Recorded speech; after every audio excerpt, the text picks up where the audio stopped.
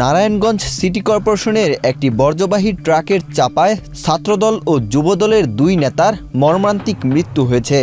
9 June মঙ্গলবার সন্ধ্যা 6টার দিকে সিদ্ধিরগঞ্জের জালকুড়ি ঝুটপট্টি এলাকায় এই দুর্ঘটনা ঘটে। নিহতরা হলেন ফতুল্লা ইউনিয়ন ছাত্রদলের সাবেক সাধারণ সম্পাদক আব্দুল কাদের জিলানী এবং কুতুবপুর ইউনিয়নের 9 নম্বর ওয়ার্ড যুবদলের প্রচার সম্পাদক মোহাম্মদ মাসুম বিল্লাহ। একমাত্র স্মার্ট সিটি বসুন্ধরা, আধুনিকতায় এক ধাপ এগিয়ে।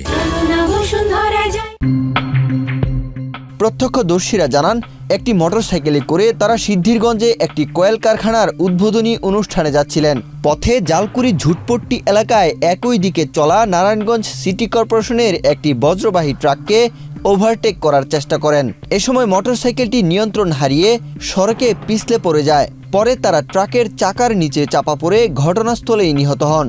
দুর্ঘটনার পর ট্রাক চালক গাড়িটি ফেলে পালিয়ে যান বলে জানা গেছে।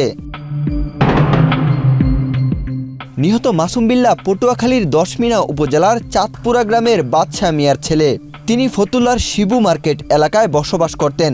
স্থানীয়ভাবে যুবদলের রাজনীতির সঙ্গে যুক্ত থাকার পাশাপাশি একটি কয়েল ফ্যাক্টরির মালিক এবং সবজি ব্যবসায়ী ছিলেন। অপরদিকে আব্দুল কাদের জিলানী চাঁদপুরের মতলব উত্তর উপজেলার মুক্তিকান্দি গ্রামের নান্নু খন্দকারের ছেলে।